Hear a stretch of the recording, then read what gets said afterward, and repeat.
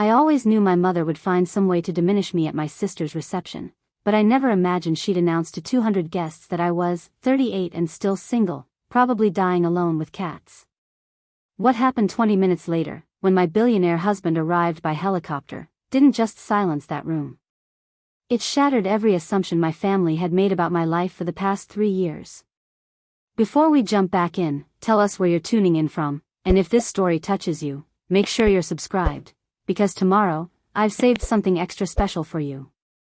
Before we dive into how everything unfolded, tell us in the comments where you're watching from, and what's the biggest assumption someone made about you that turned out to be completely wrong. And if this story resonates, make sure you're subscribed because tomorrow's story is even more unexpected. The invitation to my younger sister Natasha's wedding reception arrived on a gray Tuesday morning in September. Cream-colored cardstock with rose gold embossing, elegant but not ostentatious, exactly like Natasha herself. My younger sister had always been the golden child, the one who did everything right, the one who made our mother Diane proud at every turn. I held the invitation in my hands, reading the details of the garden reception at the Riverside Estate in Millbrook, a picturesque town 2 hours north of where I lived in the city. Black tie optional, the card read. Adults only. Registry information at millennialbrides.com. It's here, I called out to my home office, where I'd been working on quarterly reports for the sustainable energy nonprofit I directed. The silence that greeted me was expected. My apartment was empty, as it had been for most of the past 3 years, at least as far as my family knew. I set the invitation on my kitchen counter and stared at it for a long moment. Natasha was 32, 6 years younger than me, and about to celebrate her marriage to Brandon Whitmore, a corporate attorney from a well-connected family. They'd dated for 2 years, gotten engaged at a surprise proposal during a weekend in the Hamptons, and planned this reception with the efficiency of a military operation. The wedding ceremony itself had been small and private, just immediate family and the wedding party, held 3 weeks ago at a historic chapel. This reception was the big celebration, the event where extended family, colleagues, and society connections would gather to toast the happy couple. I should have been happy for her. I was happy for her. Natasha had found someone who loved her, who supported her career as a pediatric surgeon, who made her laugh. But I also knew what this reception would bring: questions, pitying looks, and my mother's particular brand of concern that felt more like judgment. At 38, I was the family disappointment in my mother's eyes. Never mind that I held a master's degree in environmental policy, that I'd built a respected career advocating for clean energy initiatives, that I'd traveled to 47 countries for work and pleasure. What mattered to Diane was that I remained unmarried, childless, and apparently incapable of securing the kind of conventional success she valued. What my mother didn't know, what my entire family didn't know, was that 3 years ago, I had married Julian Ashford. Not Julian Ashford, the college friend I occasionally mentioned. Not Julian Ashford who worked in renewable energy. Julian Ashford, the founder and CEO of Prometheus Technologies, whose revolutionary battery storage systems had transformed the sustainable energy sector and earned him a net worth that Forbes conservatively estimated at $5.2 billion. We'd met at a clean energy conference in Geneva, where I was presenting research on policy frameworks for renewable infrastructure and he was the keynote speaker. What started as a professional connection evolved into late-night conversations about changing the world, shared dreams about environmental restoration, and eventually, unexpectedly, love. Julian proposed on a rooftop in Oslo during the Northern Lights, a private moment under dancing green sky that felt like the universe itself was blessing our union. We married quietly in a civil ceremony in Vancouver, with just 2 friends as witnesses, choosing intimacy over spectacle. The decision to keep our marriage private hadn't been about shame or secrecy. Julian's public profile brought intense media scrutiny, invasive attention, and security concerns that we both wanted to avoid. We craved normalcy, the ability to build our relationship without cameras and commentary, without every moment becoming public consumption. For me, there was another reason. I wanted to be certain that when I finally told my family, it would be on my terms, not as a defensive response to their judgment, not as proof of my worth, but simply as the truth of my life when I was ready to share it. Julian traveled constantly for business, spending weeks at facilities in South Korea, Germany, and Chile. I maintained my work with the nonprofit, traveling for my own projects, consulting on policy initiatives across 3 continents. We'd built a life that worked for us, snatching precious days together in between obligations, video calls across time zones, love letters sent from distant cities. Our arrangement was unconventional, certainly. But it was ours, built on mutual respect, shared values, and the deep certainty that we were partners in every sense that mattered. My mother knew none of this. She saw only what I allowed her to see, a daughter living alone in a modest apartment, working for a nonprofit that surely didn't pay enough, approaching 40 without a husband or children, without the markers of success she understood. Preparing and narrating this story took us a lot of time, so if you are enjoying it, subscribe to our channel, it means a lot to us. Now back to the story. Cassandra, she would say during our monthly phone calls, my full name always a signal that disappointment was coming, I just worry about you. Natasha has found such a wonderful partner. Don't you want that kind of stability? That kind of future? What I wanted to say was that I had exactly that my husband was brilliant and kind and committed to making the world better, that our love was real even if it looked different from her expectations. But the words never came. The timing never felt right. And truthfully, part of me resented having to justify my choices at all. As I looked at Natasha's reception invitation, I felt the familiar knot forming in my stomach. This event would bring all of it, the pointed questions from aunts about my dating life, the sympathetic looks from cousins who'd married young, my mother's carefully constructed comments about how it's never too late and there's someone for everyone. I picked up my phone and texted Julian, who was currently in Tokyo overseeing the opening of a new research facility. Natasha's reception is in 3 weeks. Saturday the 14th, Millbrook. His response came quickly despite the time difference. Want me there? I hesitated, my thumbs hovering over the screen. We discussed this before, the question of when and how to tell my family. Julian had always been patient, understanding, willing to wait until I was ready. I don't know, I typed back. It might be time. But I also don't want to make her day about us. Your call, love. I can keep my schedule clear either way. Just say the word. That was Julian.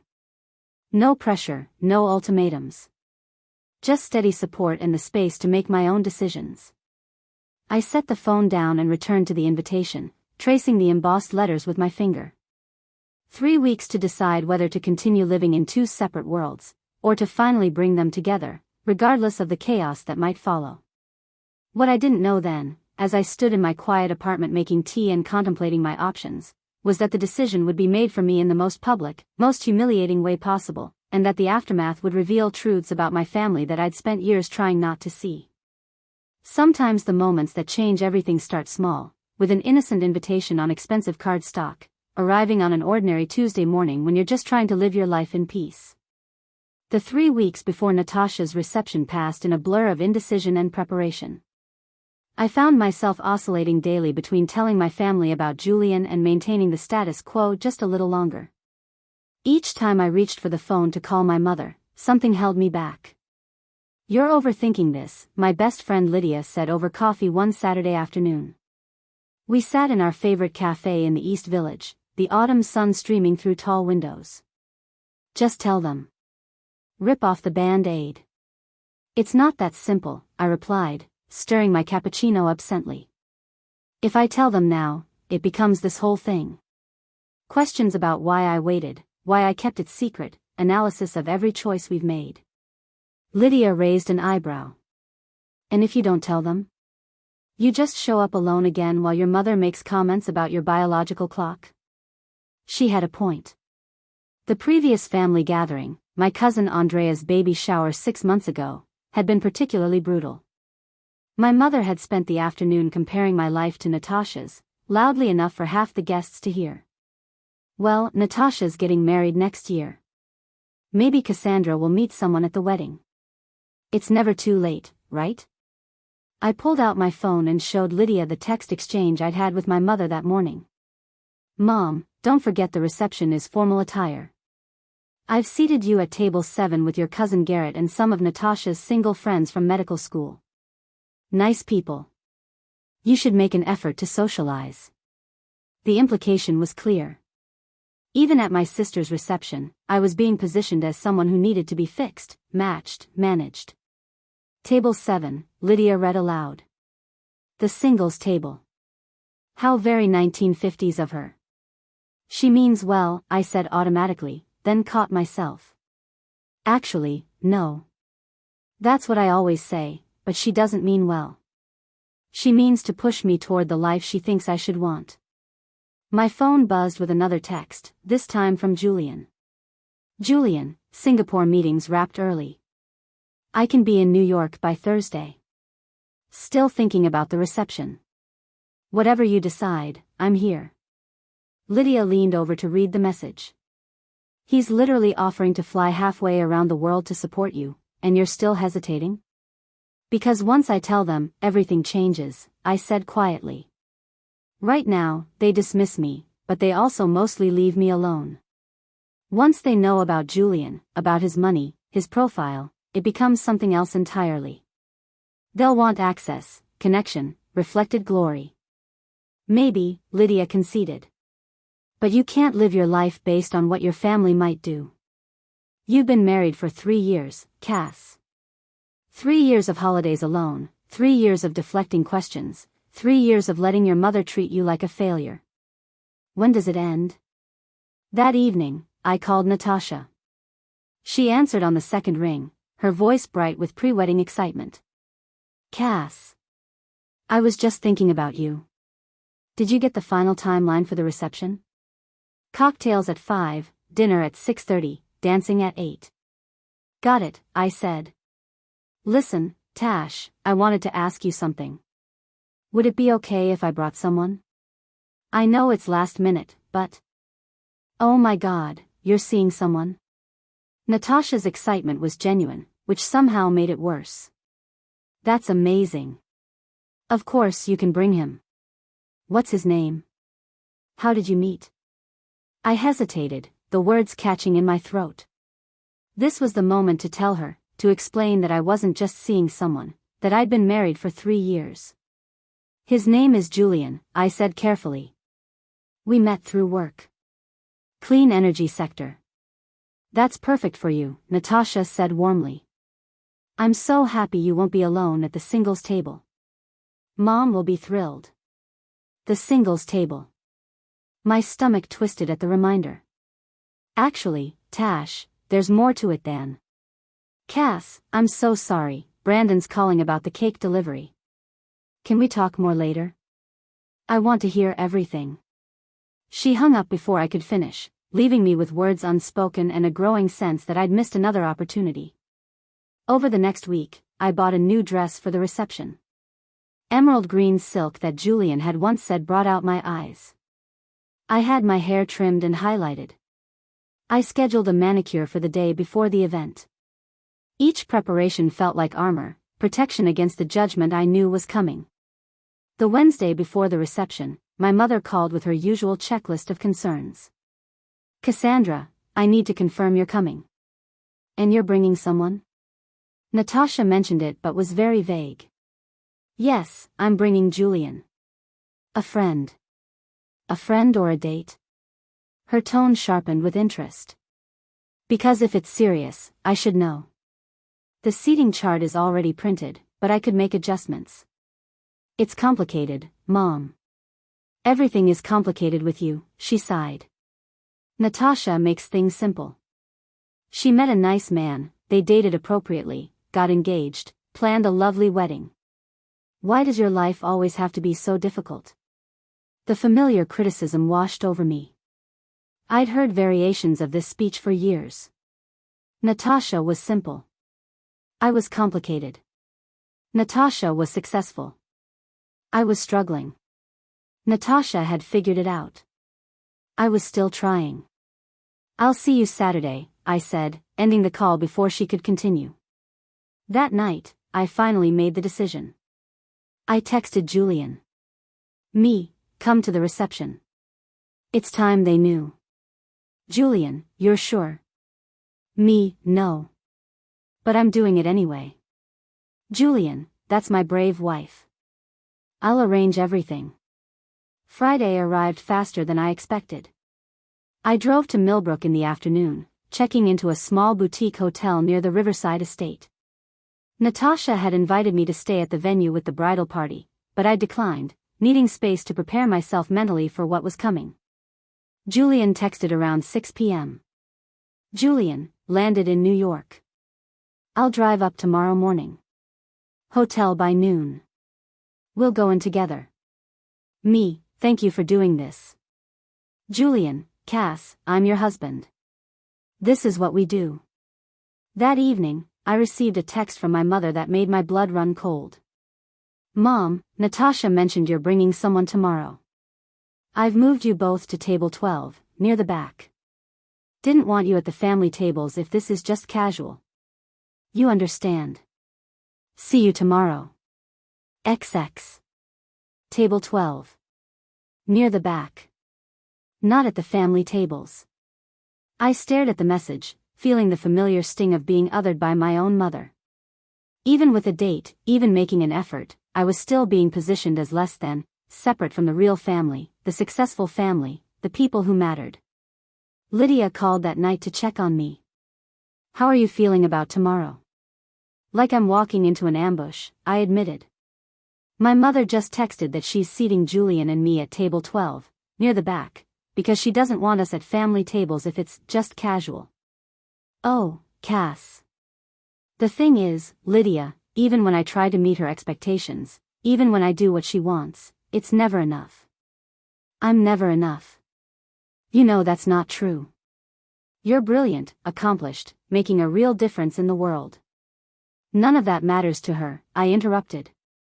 What matters is marriage, children, conventional success. And tomorrow, when she finds out I've had all of that for 3 years and didn't tell her, it's going to get so much worse before it gets better. Saturday morning dawned clear and bright, perfect weather for an outdoor reception. I dressed carefully, taking my time with makeup and hair. The emerald dress fit perfectly, elegant without being flashy. I looked at myself in the mirror and tried to see what Julian saw, a woman who was enough, exactly as she was. Julian arrived at noon as promised, looking devastating in a charcoal suit. He kissed me gently, studying my face with concern. You're nervous. Terrified, I admitted. I keep thinking about all the ways this could go wrong. Or, he said, pulling me close, you could think about finally living your truth. About not having to hide or pretend anymore.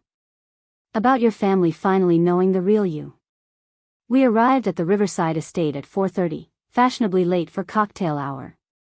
The venue was spectacular, a sprawling garden overlooking the river, white tents with crystal chandeliers, flowers everywhere. Natasha had spared no expense, and it showed. As we walked toward the reception area, I spotted my mother immediately. She stood near the entrance in a champagne-colored gown, greeting guests with practiced charm. Her eyes found me, swept over my dress with quick assessment, then landed on Julian with sharp interest. Cassandra, she called, waving us over. There you are. And this must be your friend. The emphasis on friend was subtle but clear. Mom, this is Julian Ashford. Julian, my mother, Diane. Julian extended his hand with easy grace. Mrs. Crawford, it's a pleasure to finally meet you. Cassandra speaks of you often. My mother's smile was tight as she shook his hand, already cataloging, assessing, judging.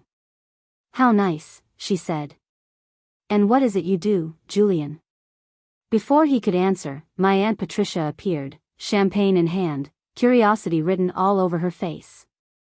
Diane, who's this handsome young man? Cassandra's friend, my mother said again, that same pointed emphasis. Actually, I started, but my mother was already steering us toward the reception. You're at table 12, near the garden entrance. The bar is to your left. Do mingle, Cassandra. This is a celebration. And just like that, we were dismissed, relegated to our assigned position in the social hierarchy of the event. Julian squeezed my hand as we walked toward our table. That went well, he said dryly. Just wait, I replied. The evening's only beginning. What I didn't know was that within the next hour, my mother would make a comment that would force my hand in the most public, most humiliating way imaginable, setting in motion a revelation that would change everything. Sometimes the worst moments create the exact catalyst we need to finally tell the truth we've been avoiding. Cocktail hour unfolded with excruciating predictability. Julian and I made our way to table 12, positioned exactly where my mother had indicated, near the garden entrance, far from the family tables clustered near the dance floor and head table. The placement was deliberate, a physical manifestation of my status in the family hierarchy. Our tablemates hadn't arrived yet, so we stood near the bar, champagne in hand, watching guests mingle across the manicured lawn. The September evening was perfect, golden hour light painting everything in warm amber tones. String quartet music drifted through the air, mingling with laughter and conversation. "There's Natasha," I said, spotting my sister near the ornamental fountain. She looked radiant in her reception dress, a sleek ivory sheath that showed off her dancer's posture. Brandon stood beside her, his hand resting protectively on her lower back as they greeted a group of his colleagues. "She looks happy," Julian observed. "Really happy." "She is," I agreed, feeling genuine warmth for my sister despite everything else. "Brandon's good for her." "They work." We watched as my mother approached Natasha, adjusting something on her dress, then gesturing toward a photographer. Even from a distance, I could see Diane orchestrating, managing, ensuring everything appeared perfect. "Your mother's very focused on appearances," Julian said quietly. "It's her love language," I replied with bitter humor. "Making sure everything looks right, even if the reality underneath is complicated." A waiter passed with a tray of hors d'oeuvres. Seared scallops on crispy wontons. Julian took two, handing me one. "When do you want to tell them?" he asked. "I don't know. Maybe during dinner? Or after? I keep thinking there's no good time to drop this particular bomb." "There isn't," he agreed. "But waiting doesn't make it easier. It just prolongs the anxiety." Before I could respond, my cousin Garrett appeared, drink already in hand, his face flushed with the particular enthusiasm of someone on their third cocktail. "Cassie. There you are.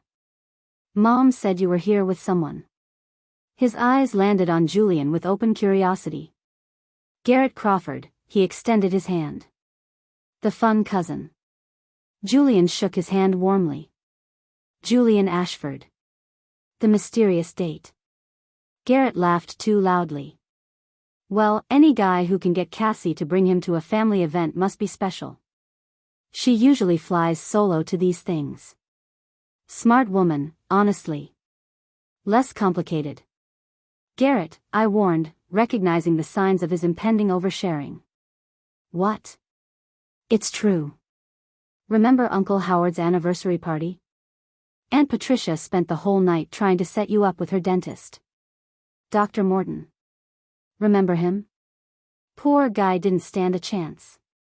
The memory made me wince. Dr. Morton had been perfectly nice and completely wrong for me, but my mother and aunt had conspired to seat us together, orchestrate conversations, basically throw us at each other with the subtlety of a bulldozer. "I remember," I said dryly. More guests began arriving at table 12. Two of Natasha's medical school friends, both impeccably dressed and clearly successful. A young couple I didn't recognize. And finally, my Aunt Patricia herself, who took one look at Julian and practically vibrated with interest. "Cassandra, darling." She air-kissed both my cheeks, her perfume overwhelming. "And who is this?" "Julian Ashford," I introduced him again. "Julian, my Aunt Patricia." "Ashford," Patricia repeated, her eyes narrowing slightly. "That name sounds familiar. Do you have family in Millbrook?" "No, ma'am. I'm based primarily in California, though I travel frequently." "What kind of work?" Her interrogation was just beginning. "Renewable energy. Technology development." "How interesting," she said, though her tone suggested it was anything but. "Cassandra works in that field too, don't you, dear? Some sort of nonprofit?" The dismissiveness in her voice was subtle but unmistakable. "Some sort of nonprofit. As if my decade of policy work was a hobby rather than a career. I direct environmental policy initiatives, I said evenly. Working with governments and corporations on clean energy adoption. That's wonderful, Patricia said with the same tone one might use to praise a child's crayon drawing. And you two met through work? How convenient. Julian's hand found mine under the table, a silent message of support. We met at a conference in Geneva, he explained. Cassandra was presenting research that fundamentally changed how I thought about policy frameworks. She's brilliant. The casual compliment, delivered with such genuine conviction, seemed to momentarily stun Patricia into silence. Dinner was announced, and guests began finding their assigned tables. We settled into our seats at table 12, far enough from the family section that we could barely hear the toasts when they began. The first course arrived, a delicate butternut squash soup with sage oil. Conversation at our table remained superficial. Garrett told loud stories about his work in pharmaceutical sales. The medical school friends discussed their residency programs. The young couple was too absorbed in each other to contribute much. I picked at my soup, anxiety building with each passing moment. Across the room, I could see my mother at table 2, holding court with extended family, her laughter carrying across the space. You're not eating, Julian murmured. Can't, I admitted. Stomachs in knots. The soup plates were cleared, replaced by the main course, herb-crusted lamb with roasted vegetables. I managed a few bites while Patricia launched into a detailed story about her daughter's recent promotion at a consulting firm. Of course, Melissa always knew what she wanted, Patricia said, her gaze sliding meaningfully to me.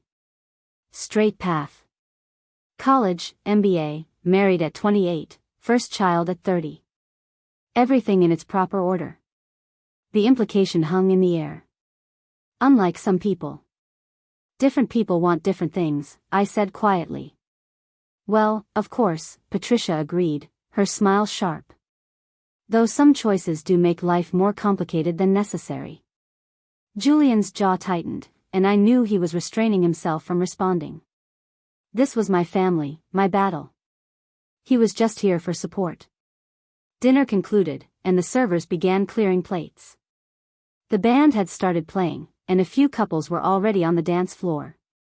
Natasha and Brandon prepared for their first dance, the photographer circling them like a shark scenting blood. I excused myself to use the restroom, needing a moment away from the table. The ladies' room in the main house was thankfully empty. I leaned against the marble counter, taking deep breaths, trying to calm my racing heart. The door opened, and my mother walked in. There you are, she said. I've been looking for you. Just needed a minute, I replied, straightening up. Diane checked her lipstick in the mirror, then turned to me with that particular expression I'd learned to dread, concern mixed with disappointment. Your friend seems nice enough, she said. Though I have to say, Cassandra, I'm surprised you brought someone so soon after meeting him. Rushing things isn't wise at your age. We didn't just meet, Mom. Well, however long it's been, you should be careful. Men can sense desperation, and you don't want to scare this one off like the others. The casual cruelty took my breath away. Like the others. As if I'd had a string of failed relationships, as if I was somehow defective. There were no others, I said, my voice tight. Exactly my point, Diane adjusted her dress. You're 38, Cassandra. Your options are limited. If this Julian is interested, you need to be smart about it. Don't overthink things the way you always do. Sometimes you just need to accept what's offered and be grateful. Something inside me cracked. Years of accumulated slights, dismissals, and subtle put-downs suddenly coalesced into a white-hot anger I could barely contain. I need to get back to my table, I said, not trusting myself to say more. We're doing toast soon, my mother said, oblivious to my emotional state. Family toasts. I suppose you and your friend can listen from table 12. I walked out of the restroom, my hands shaking, my vision slightly blurred with unshed tears. Julian was waiting near the entrance, concern etched across his features. What happened? My mother, I said simply, and he understood. We returned to our table just as the band announced the toasts would begin. Natasha's maid of honor went first, a heartfelt speech about friendship and finding your person. Brandon's best man followed with humor and genuine affection. Then my mother stood, champagne glass in hand, her smile radiant under the tent lights. "I want to say a few words about my beautiful daughter Natasha," she began, and the crowd quieted. From the moment she was born, I knew she was special. Focused, driven, determined to do everything right. I felt the familiar sting of the implicit comparison. "Natasha has always made me proud," Diane continued. "She became a doctor, saving children's lives every day. She found a wonderful partner in Brandon. And now, as they begin this new chapter, I know they'll have the life they've worked for. The life they deserve." She paused, her gaze sweeping across the room, landing briefly on me before continuing. "I'm so grateful to have at least one daughter who figured out how to build a real life. How to find success and happiness and all the things that matter." The word struck like a physical blow. At least one daughter. The crowd seemed to sense something was off, a ripple of uncomfortable awareness moving through the guests. "Natasha, you've given me everything a mother could want," Diane concluded, raising her glass. "Unlike some people, you didn't wait until it was too late. You didn't waste your youth on impractical dreams. You chose wisely." She lifted her glass higher. "To Natasha and Brandon. May you always choose wisely." The guests echoed the toast, but the energy had shifted. People were glancing toward table 12, toward me, calculating, understanding. My mother wasn't finished. She set down her glass and smiled, the expression not quite reaching her eyes. "And while we're celebrating, I should mention that my other daughter, Cassandra, is here too. 38 and still single, bless her heart. Probably dying alone with cats at this rate." Scattered, uncomfortable laughter rippled through the crowd. Some guests looked away, embarrassed by the public humiliation. Others watched with the fascinated horror of witnesses to a car crash. "But she brought a friend tonight," my mother continued, gesturing vaguely toward our table. "So maybe there's hope yet. Though at her age, she really can't afford to be picky." The tent had gone completely silent now, 200 guests frozen in collective mortification. Julian stood abruptly, his chair scraping against the ground, the sound sharp in the quiet. Actually, his voice carried across the space, calm and clear, "Cassandra isn't single." Every head turned toward us. "She's been married for 3 years, Julian continued. "To me." My mother's face went pale, then flushed deep red. In fact, Julian pulled out his phone, "Should probably take this call.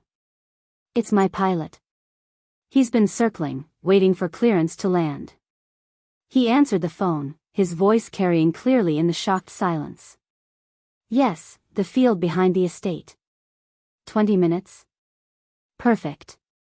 Tell the team to prepare the helicopter." He ended the call and turned to me, extending his hand. "Ready to go, Mrs. Ashford?" The use of my married name, spoken loud enough for everyone to hear, created a second wave of shock.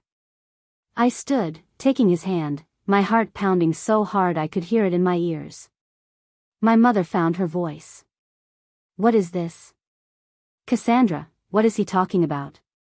"Exactly what he said, Mom. I've been married to Julian for 3 years. We kept it private for reasons that are now abundantly clear." "Married?" Patricia's voice cut through the murmurs. "To whom exactly?" Julian smiled, the expression polite but cold. "Julian Ashford. Founder and CEO of Prometheus Technologies. Perhaps you've heard of it?" The recognition swept through the crowd like wildfire. Whispered conversations, pulled out phones, Googled names. The billionaire. The battery guy. Forbes list. Oh my God. My mother looked like she might faint. Natasha stood frozen by the head table, her face a mixture of shock and something else I couldn't quite read. "The helicopter should be landing shortly," Julian said calmly. "Cassandra, shall we?" He offered me his arm, and I took it, my entire body trembling with adrenaline and something that felt startlingly like liberation. As we walked toward the exit, the distant sound of rotor blades began to echo across the evening sky. The helicopter's approach grew louder, a rhythmic thudding that vibrated through my chest as Julian and I walked across the manicured lawn toward the open field behind the estate. Behind us, I could hear the chaos erupting, my mother's voice raised in protest, chairs scraping as guests stood to get a better view, the buzz of frantic conversation spreading through the reception like wildfire. I didn't look back. My legs felt unsteady, adrenaline coursing through my system so intensely that my hands were shaking. Julian's arm remained steady under mine, his presence grounding me as we moved further from the white tents and crystal chandeliers, from the carefully orchestrated perfection of Natasha's reception, from the life my mother had always insisted I should want. "Breathe," Julian murmured, his voice barely audible over the increasing rotor noise. "You're holding your breath." I released the air I hadn't realized I'd been holding, my lungs burning with the effort. The helicopter was visible now, descending toward the open field with practiced precision, its spotlight illuminating the landing zone. It was one of Julian's company helicopters, sleek black with the Prometheus Technologies logo subtle on its side. "I can't believe we're actually doing this," I said, my voice shaking. "We don't have to," Julian replied, slowing his pace slightly. "We can turn around right now. Go back, explain everything calmly. Have a rational conversation." I thought about my mother's face when Julian had announced our marriage. The shock, yes, but also something else. Calculation. Already trying to figure out how to spin this, how to benefit from it, how to transform her humiliation into some kind of advantage. "No," I said firmly. "I'm done explaining myself to people who've spent years making me feel inadequate." The helicopter touched down with surprising gentleness, its rotors creating a windstorm that whipped my carefully styled hair into chaos and pressed my emerald dress against my body. The pilot, Marcus Chin, someone I'd met several times before, gave us a thumbs up through the cockpit window. I turned then, unable to help myself, looking back toward the reception. A crowd had gathered at the edge of the lawn, silhouettes against the tent lights.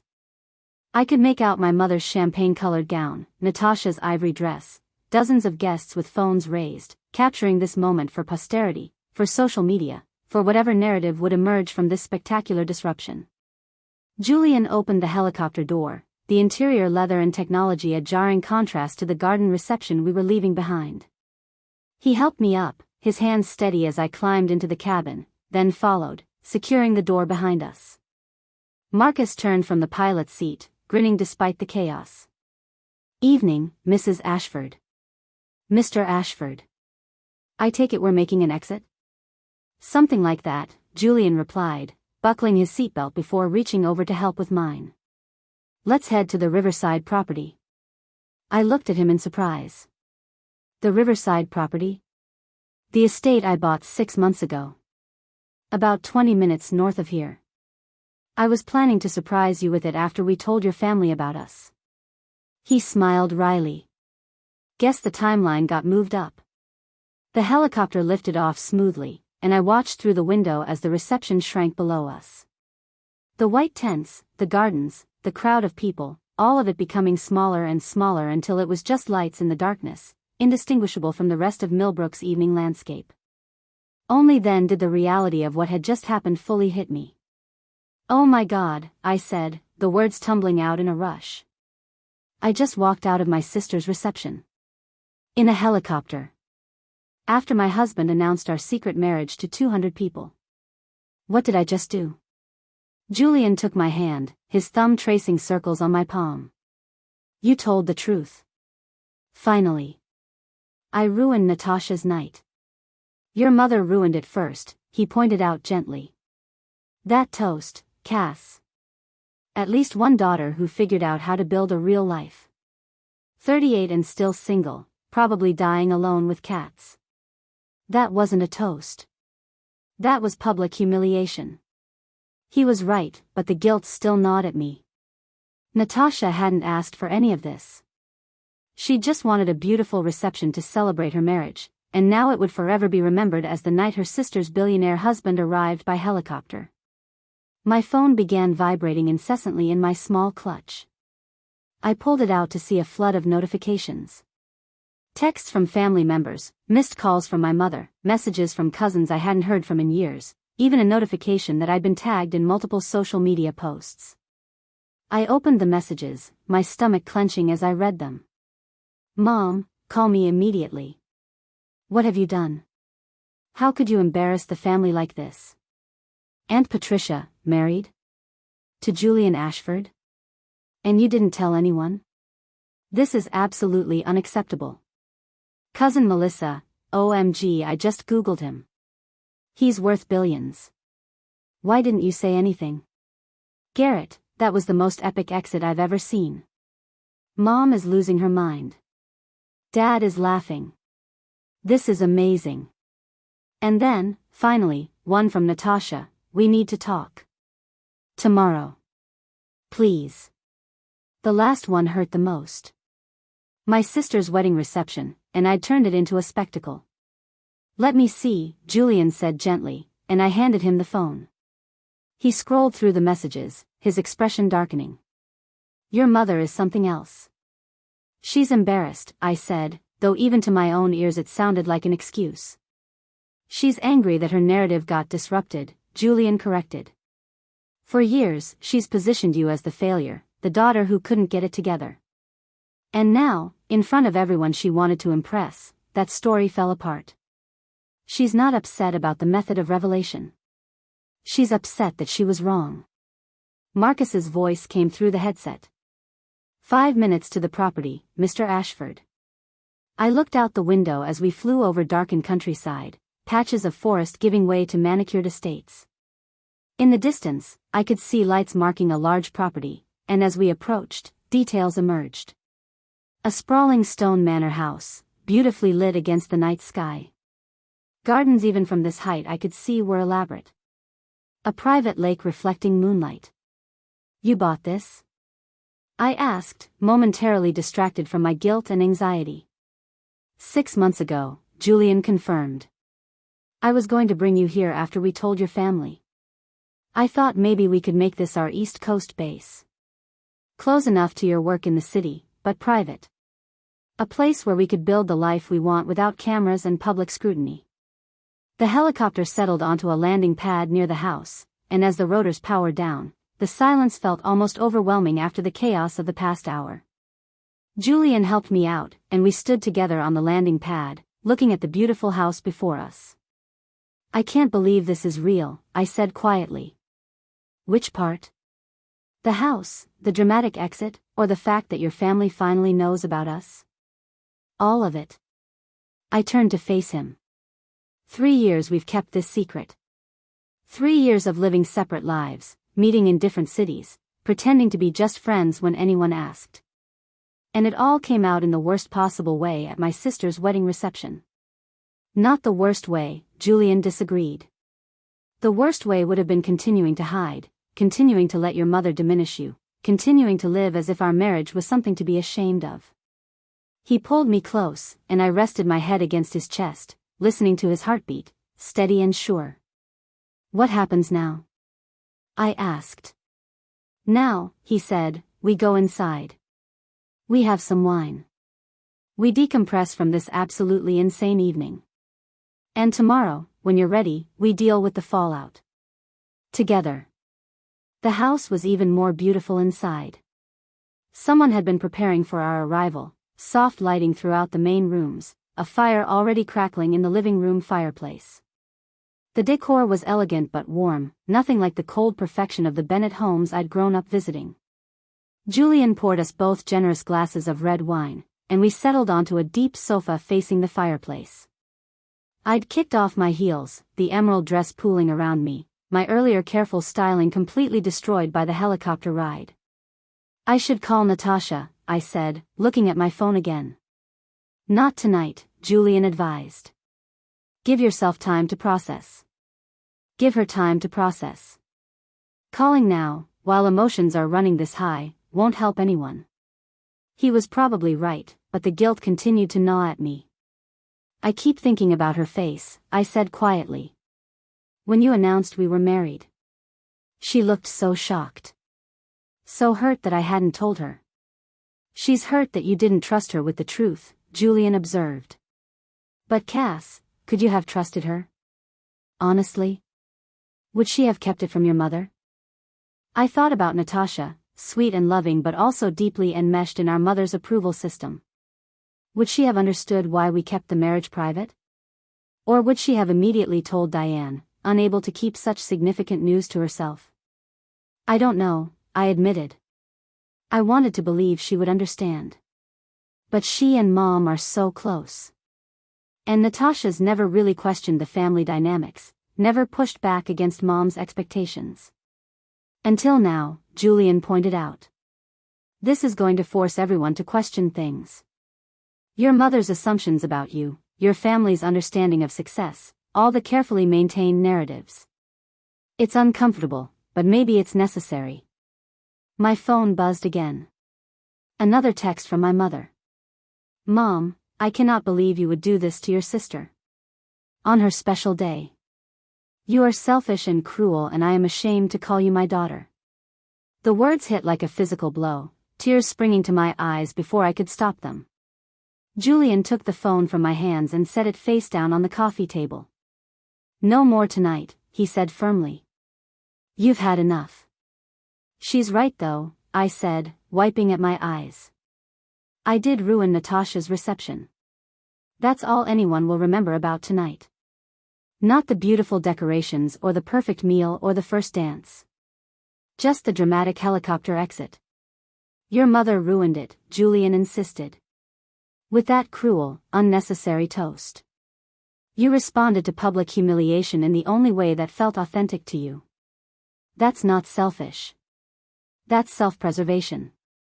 We sat in silence for a while, watching the fire crackle and pop, the wine slowly warming me from the inside. The adrenaline was finally fading, leaving behind exhaustion and a strange sense of unreality. 3 years, I said eventually.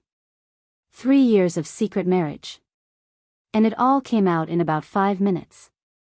Explosive revelations tend to be quick, Julian replied with dry humor. It's the aftermath that takes time. What do you think happens next? With my family, I mean. Julian considered this carefully. I think your mother will try to control the narrative. She'll spin this somehow, make herself the victim or the hero. Your Aunt Patricia will probably try to reconnect, suddenly very interested in family ties now that she knows about my resources. Natasha. He paused. Natasha might surprise you. She seemed shocked, but also maybe a little curious. Less angry than your mother. I need to talk to her, I said. Explain why we kept it secret. Try to repair some of the damage. You will, Julian assured me. But not tonight. Tonight, you rest. Tomorrow, we face whatever comes next. He was right. The exhaustion was overwhelming now, emotional and physical. The day that had started with such anxiety had ended in spectacular chaos, and I needed time to process it all. Julian led me upstairs to a master bedroom that felt like it had been designed specifically for us. Comfortable but elegant, with floor-to-ceiling windows overlooking the gardens and lake. There are clothes in the closet, he said. I've been slowly furnishing the house, preparing for when we could finally use it together. I found soft pajamas in my size, washed my face in the ensuite bathroom, and fell into bed with Julian beside me, his arms wrapped around me protectively. Thank you, I whispered into the darkness. For being there tonight. For backing me up. For the helicopter. He laughed softly. The helicopter was perhaps a bit dramatic. It was perfect, I countered. Terrible and perfect and exactly what I needed. As I drifted toward sleep, I thought about the woman I'd been when I walked into that reception just hours ago. Nervous, apologetic, still trying to make myself small enough to fit into my mother's expectations. And the woman who'd walked out, hand in hand with her husband, choosing dignity over approval, truth over performance. Tomorrow would bring consequences, difficult conversations, family drama that would probably take months or years to fully resolve. But tonight, for the first time in 3 years, I'd lived my truth publicly. And despite the chaos, despite the guilt, despite everything, that felt like freedom. I woke to sunlight streaming through unfamiliar windows and the disorienting sensation of not immediately knowing where I was. Then memory flooded back, the reception, my mother's toast, Julian's announcement, the helicopter. I turned to find the other side of the bed empty, Julian's pillow still bearing the impression of his head. My phone sat on the nightstand where I'd left it, and I reached for it with trepidation. 43 new messages. 17 missed calls. My social media notifications had been turned off at some point, probably by Julian, but I could see the numbers, hundreds of tags, comments, shares. The wedding reception had gone viral. I scrolled through the messages, my stomach churning as I read them. More anger from my mother, confusion from extended family, opportunistic friendliness from distant cousins who'd barely spoken to me in years. But mixed in were a few that surprised me. Lydia, holy shit, Cass. Holy shit. Are you okay? Call me when you can. That was the most badass thing I've ever witnessed. Garrett, Aunt Diane spent 2 hours after you left trying to convince everyone you'd somehow tricked Julian into marriage. Uncle Paul finally told her to stop embarrassing herself. This family needed this wake-up call. Rebecca, Natasha's medical school friend from Table 12, I don't know you well, but what your mother said was cruel. You didn't deserve that. The helicopter exit was legendary. And then, 3 messages from Natasha, sent at different times through the night. Natasha, 10:47 p.m. I can't believe you've been married for 3 years and never told me. Natasha, 1:23 a.m. Mom is saying terrible things about you. I don't know what to believe. Why would you keep this secret? Natasha, 7:15 a.m. Can we please talk today? I need to understand what happened. Not angry, just confused and hurt. The last message had been sent just 20 minutes ago. I checked the time, 7:35 a.m. My sister had been awake early after her reception night, presumably unable to sleep, thinking about the chaos that had consumed what should have been her celebration. I found Julian downstairs in a bright, modern kitchen that opened onto a terrace overlooking the lake.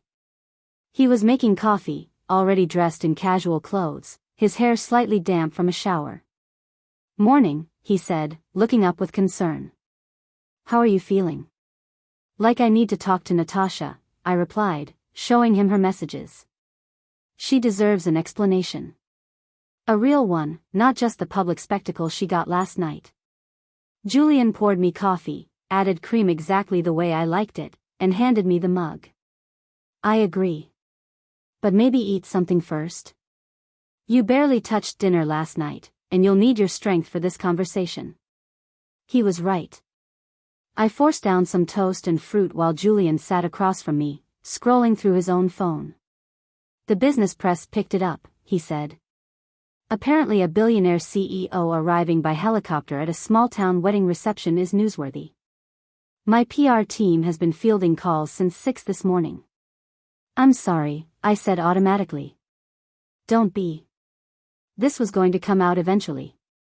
Better on our terms, mostly, than through some invasive exposé. He looked up from his phone. Though I'll admit, the helicopter was perhaps more dramatic than strictly necessary. Despite everything, I smiled. You think? At 8:30, I texted Natasha back. I know you're hurt and confused. I want to explain everything. Can we meet somewhere private? Just us? Her response came within 2 minutes. Natasha, Brandon's parents have a cabin on Lake Greenwood, about 40 minutes from where you are. Mom doesn't know about it. Can you meet me there at 10? She included the address, and I realized she must have somehow figured out where Julian and I had gone. Not difficult, given the helicopter's flight path and property records being public. I'll be there. And Natasha? I'm so sorry about last night. Natasha, just come. We'll talk. Julian insisted on driving me, though he agreed to wait in the car while Natasha and I spoke. The drive through the countryside was beautiful, autumn colors just beginning to show in the trees, but I barely noticed. My mind was racing through possible explanations, justifications, apologies. "Stop rehearsing," Julian said, reading my anxiety. "Just tell her the truth. That's all you can do." The cabin was small but elegant, nestled among pines with a view of the lake. Natasha's car was already there. I could see her sitting on the porch, still wearing casual clothes, her hair pulled back in a messy ponytail. She looked exhausted. "I'll be right here," Julian assured me. "Take all the time you need." I walked up to the porch, my heart pounding.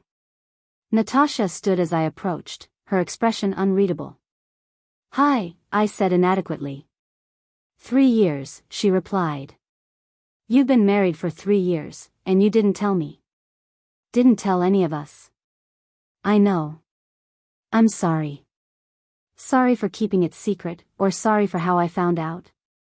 "Both," I admitted. "Can we sit?" We settled into chairs facing the lake, a careful distance between us. For a long moment, neither of us spoke. "Mom is telling everyone you did it for money," Natasha finally said. "That you trapped Julian somehow, that the marriage probably isn't even real." Anger flared in my chest. "Of course she is."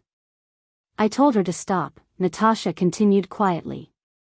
"I told her she was being cruel and ridiculous. We had a huge fight at 3 in the morning. Brandon had to physically separate us." I looked at my sister in surprise.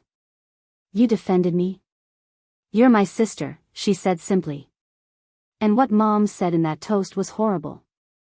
I was so focused on the reception being perfect that I didn't even realize what she was doing until it was too late. She turned to face me directly. "But Cass, I still don't understand. Why keep it secret? Why not tell me, at least?" This was the moment I'd been dreading, the explanation that would either bridge the gap between us or widen it irreparably. "Because I was afraid," I said honestly. "Afraid of what Mom would do with the information. Afraid she'd try to use it, control it, turn it into something it wasn't. Julian's wealth comes with attention, scrutiny, people wanting access and favors. We wanted to build our marriage privately, without all of that." "But I'm not Mom," Natasha protested. "I would have kept your secret." "Would you?" I asked gently. "Really? Could you have sat through family dinners listening to Mom make comments about my failed life, knowing the truth, and said nothing?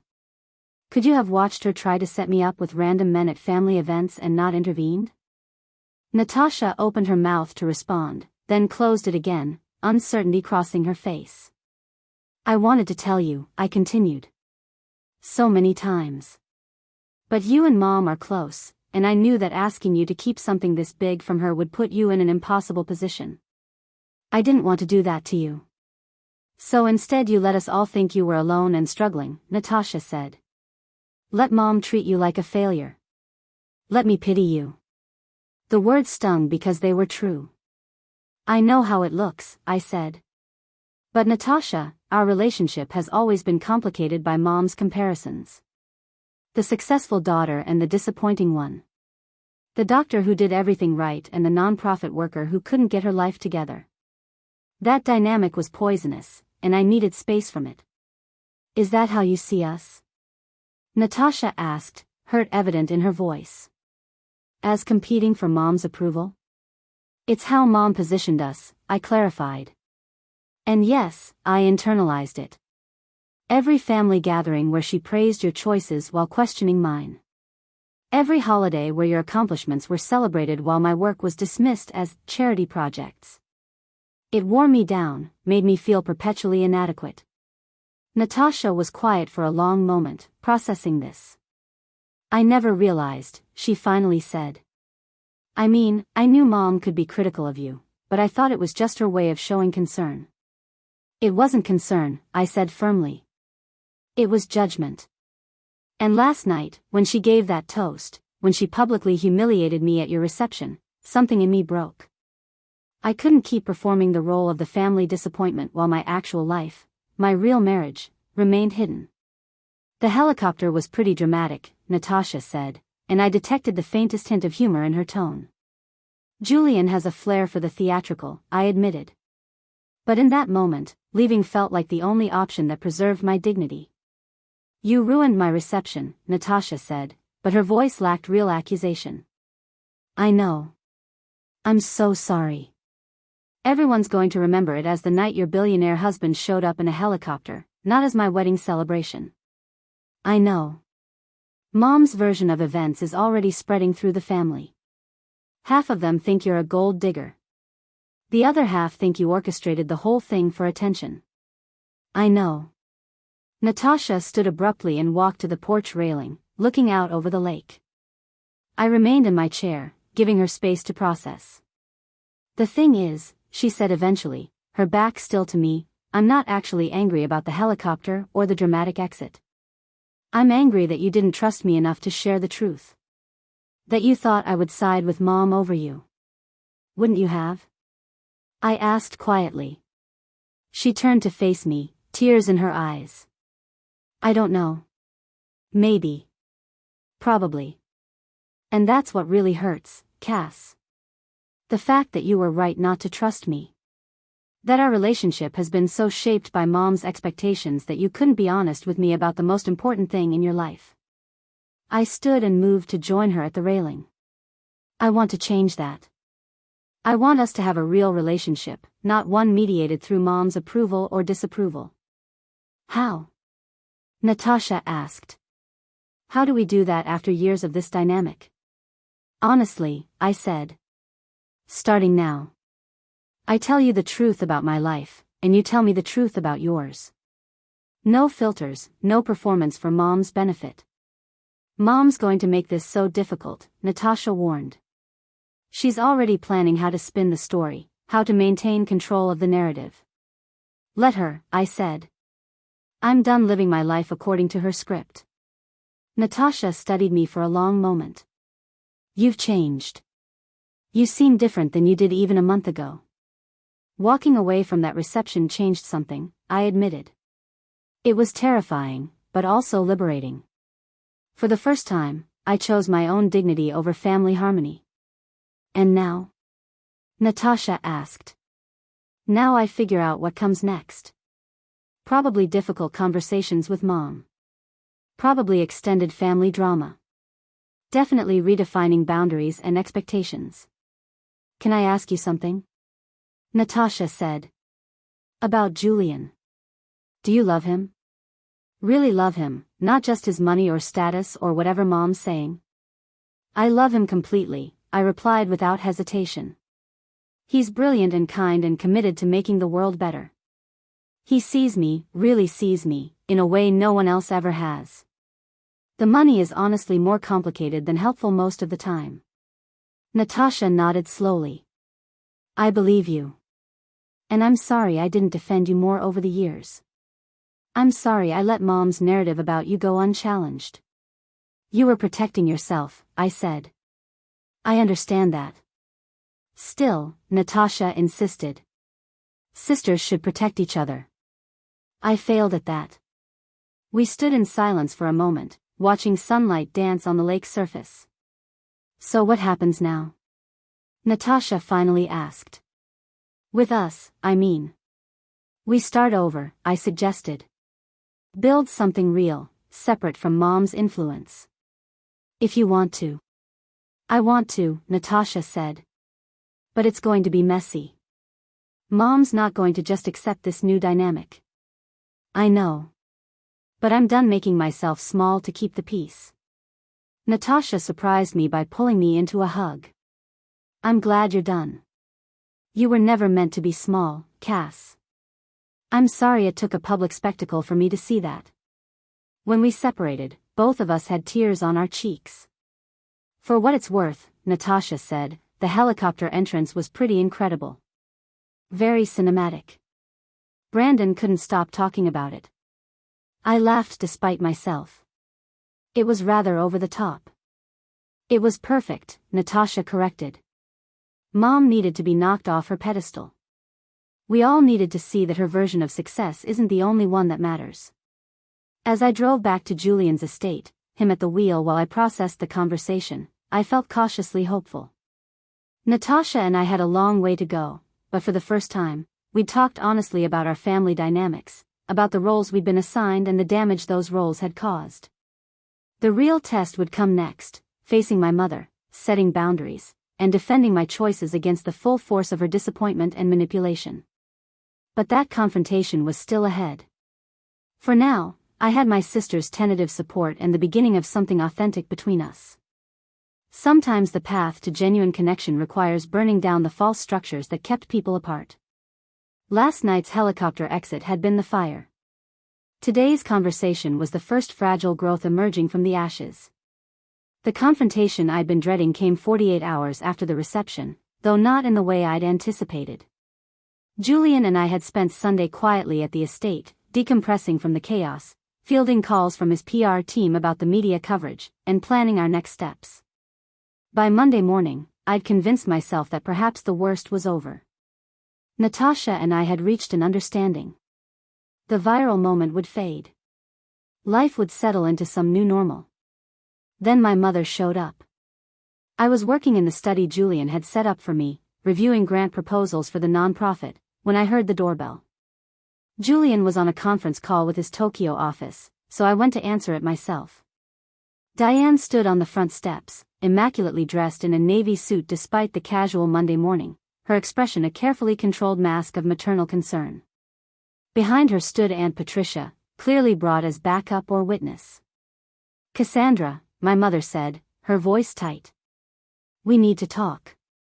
Every instinct screamed at me to close the door, to protect the peace I'd found in this beautiful house.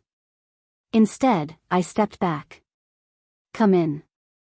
I led them to the sitting room overlooking the gardens, deliberately choosing a formal space rather than the cozy living areas where Julian and I actually spent our time. This wasn't a family visit. This was a negotiation. "Can I get you anything? Coffee, tea?" I offered, falling into ingrained hospitality habits. "This isn't a social call," my mother said sharply, then seemed to catch herself, softening her tone slightly. "Though water would be fine."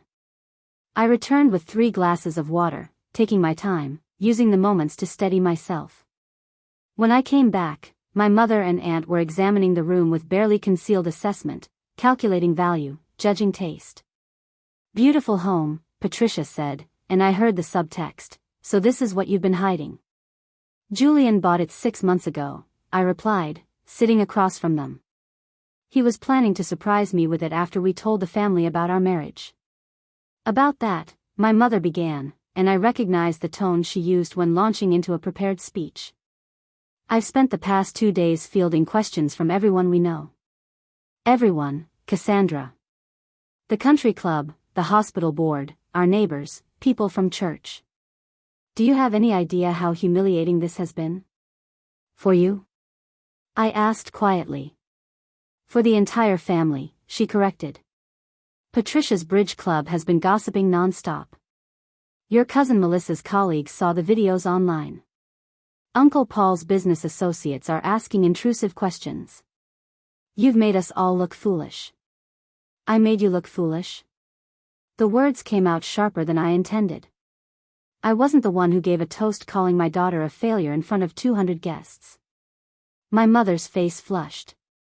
"I was making a joke. A little gentle teasing. If you weren't so sensitive." 38 and still single, probably dying alone with cats, I interrupted, reciting her exact words. "That wasn't teasing, Mom. That was public humiliation." "Well, if you'd told me you were married, I wouldn't have said it," she shot back. "This whole situation is your fault. 3 years, Cassandra. 3 years you've let us all believe you were alone and struggling. Why would you do that?" Patricia leaned forward, her expression calculating. "We're trying to understand, dear. Surely you must have had a reason for keeping such a significant secret from your family. A secret marriage to one of the wealthiest men in the country." She paused delicately. "Some might think you were ashamed of us." The manipulation was so transparent I almost laughed. "Turn it around, make me the villain," position themselves as victims of my secrecy. "I wasn't ashamed of you," I said evenly. I was protecting myself and my marriage from exactly this kind of intrusion. Intrusion? My mother's voice rose. I'm your mother. Patricia is family. We have a right to be part of your life. You have the right I choose to give you, I corrected. And for 3 years, I chose to keep my marriage private because I knew that the moment you found out about Julian's wealth, everything would change. That's absurd, Patricia protested. We're not interested in his money. Aren't you? I looked at her directly. When was the last time you invited me to anything before Saturday? When was the last time you called just to talk, to ask how I was doing? When was the last time any of you treated me like someone whose company you actually valued, rather than the family disappointment you had to tolerate? Uncomfortable silence followed my questions. And now, I continued, 48 hours after learning I'm married to a billionaire, here you are. Not to apologize for the cruel toast. Not to genuinely ask about my marriage or my happiness.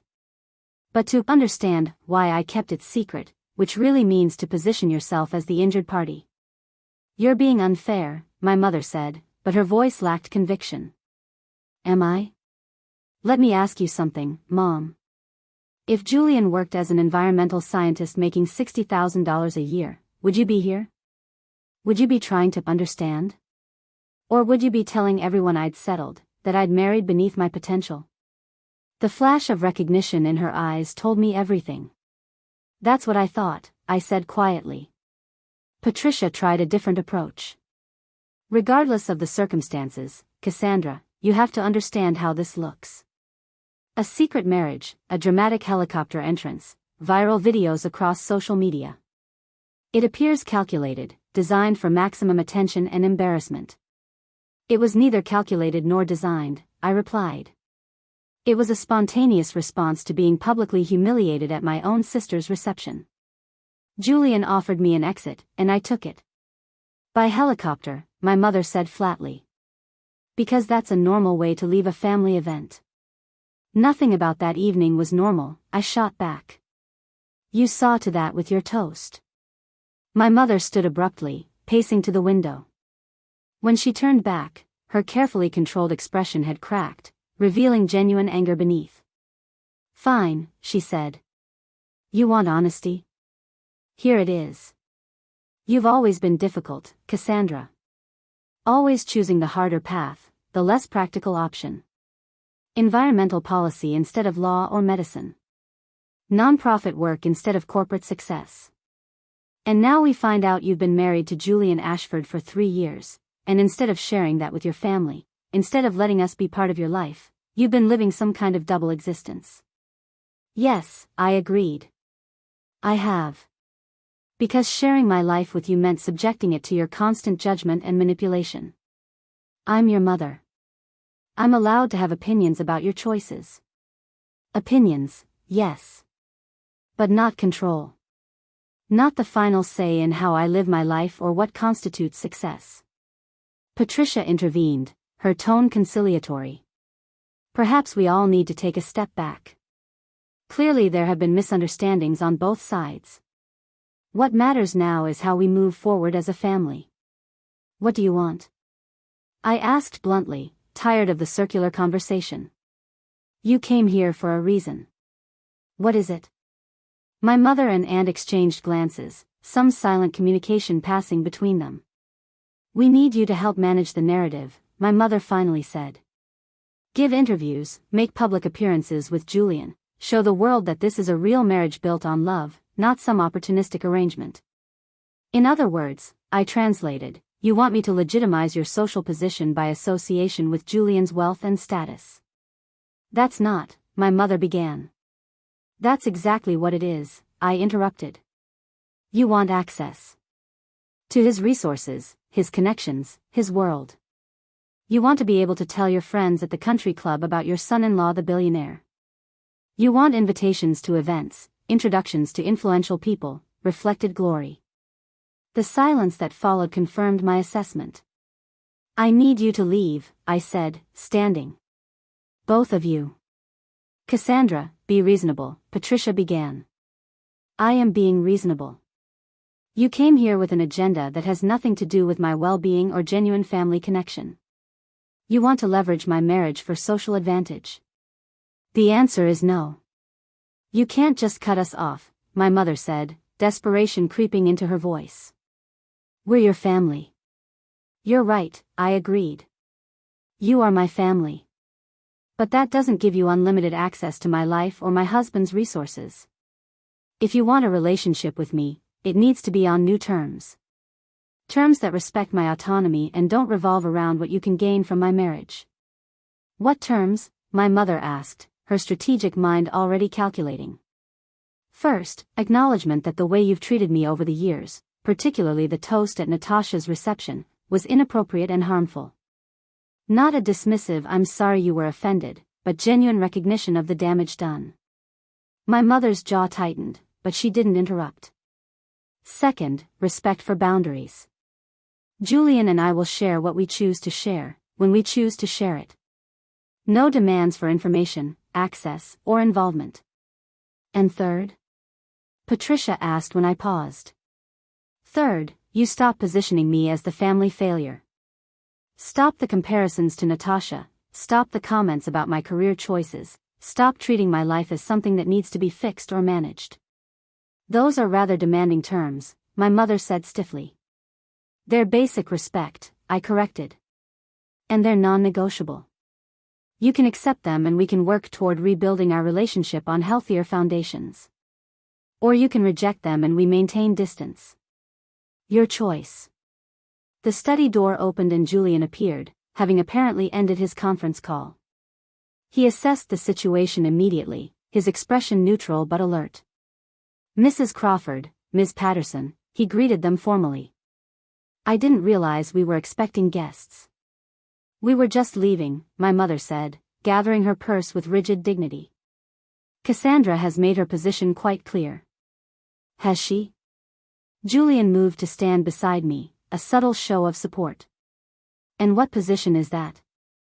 That she has no interest in maintaining family relationships, Patricia answered before I could respond. That after years of deceiving us about her marriage, she now wants to dictate terms for any future contact. Actually, I corrected, I said I want a relationship based on mutual respect rather than manipulation and judgment. If you're unable to provide that, then yes, limited contact is preferable. My mother looked at Julian, clearly hoping he might intervene, might soften my stance. I support whatever Cassandra decides, he said simply. She's been navigating your family dynamics far longer than I have. If she says boundaries are necessary, then boundaries it is. You'll regret this, my mother said, the threat barely veiled. Both of you. When you need family, when you want children and need grandparents involved, you'll regret burning these bridges. We're not burning bridges, I replied. We're defining healthy boundaries. There's a difference. I walked them to the door, Julian remaining in the study to give me space to handle this myself. At the threshold, my mother turned back one final time.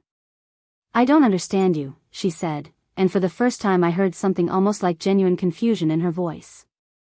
I've always wanted the best for you, Cassandra. Everything I've done, every comment, every suggestion, it's been to help you succeed. The best according to your definition, I replied gently. But Mom, you never asked what I wanted. What would make me happy? You just assumed your version of success was the only valid one. And you think marrying a billionaire and hiding it for 3 years is success? I think building a life with someone who sees and values me for who I actually am, who supports my work and shares my values, who offers partnership rather than control, yes, that's success. The billions are honestly just complicated. My mother shook her head, unable or unwilling to understand. Think about what I said, I told her. About the terms. When you're ready to engage on that basis, let me know. They left without further comment, and I watched their car disappear down the long driveway before closing the door. Julian found me still standing in the foyer 10 minutes later, processing what had just happened. You okay? He asked, pulling me into his arms. I just set boundaries with my mother for the first time in my life, I said against his chest. I feel terrified and exhilarated and guilty all at once. That's normal, he assured me. Changing established patterns is always uncomfortable. She's going to tell everyone I'm ungrateful and difficult. That I've let wealth and marriage change me into someone cold and unfeeling. Let her, Julian said. The people who matter will see the truth. And the ones who don't? Their opinions don't define you. We stood there for a long moment, me drawing strength from his steady presence, him offering silent support without trying to fix or minimize what I was feeling. What happens now? I asked eventually. Now you wait and see if she can meet your terms. If she genuinely wants a relationship or just access to what she thinks your marriage can provide. And if she can't? Then you've lost something that was never really healthy to begin with.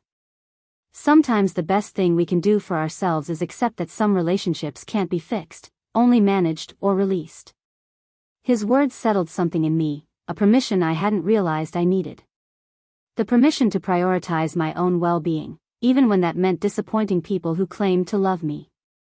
The next few days would reveal whether my mother could rise to the challenge of genuine relationship or whether she'd choose to play the victim, to spread her narrative, to try to force my hand through family pressure and social manipulation. But that was future uncertainty. For now, I had drawn my line in the sand. And for the first time in my adult life, I was prepared to defend it. The test of my newly established boundaries came exactly 1 week after my mother's visit, though not from the direction I'd anticipated. I'd expected pushback from Diane, pressure from extended family, perhaps a coordinated campaign to make me feel guilty for my unreasonable demands. Instead, the challenge emerged from an entirely unexpected source.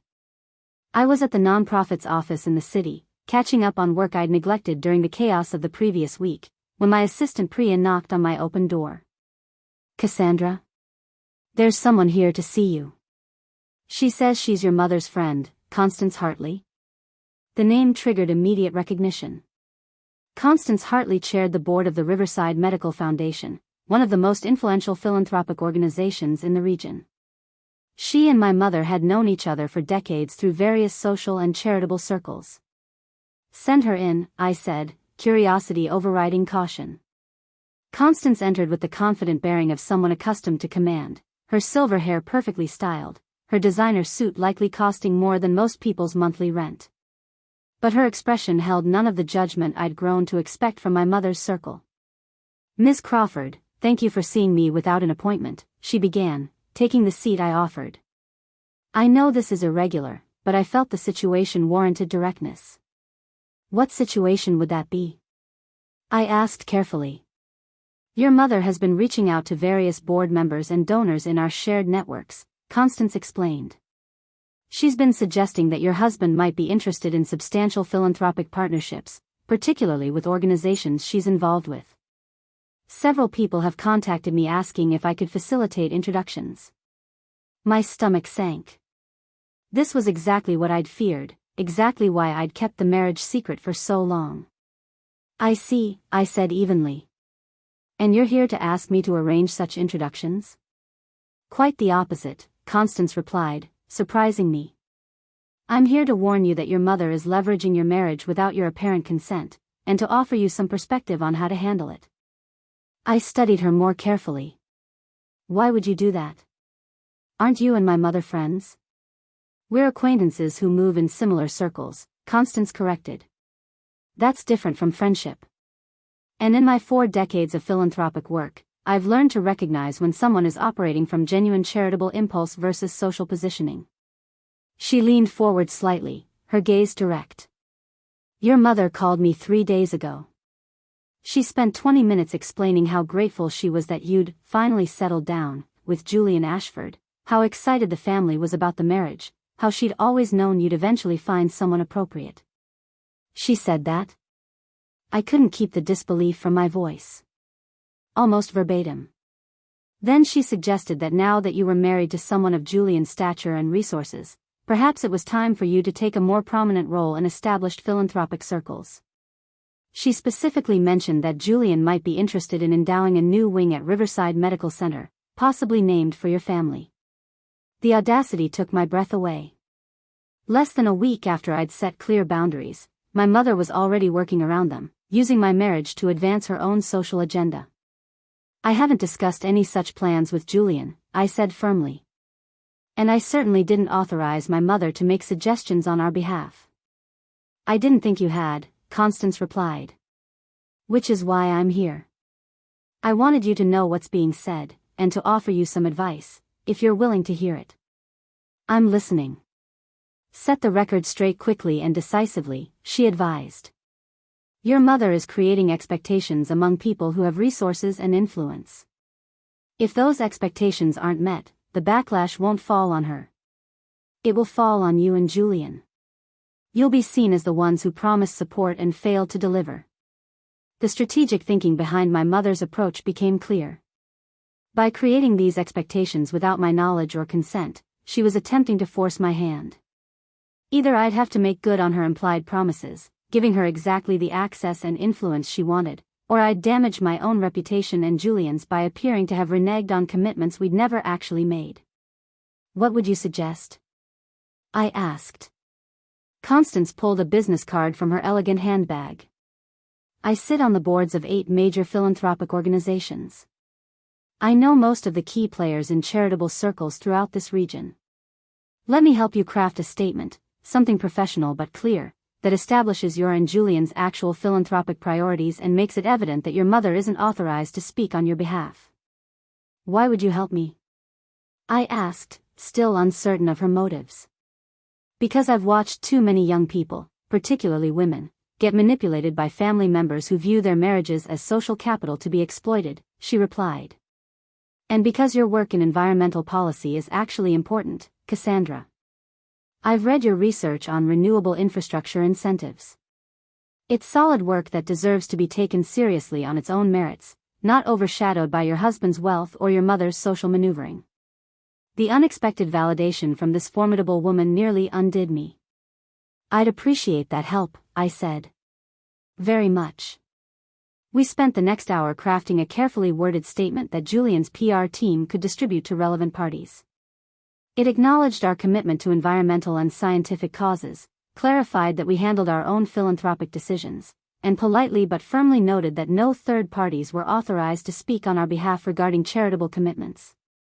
After Constance left, I called Julian to explain what had happened. I should have anticipated this, he said, frustration evident in his voice. People always assume wealth equals unlimited resources available for their pet projects. Your mother's just being more aggressive about it than most. She's trying to force my hand, I explained. By creating expectations I didn't authorize, she's attempting to make me choose between making good on her promises or damaging our reputation. We released the statement, Julian said decisively. Today.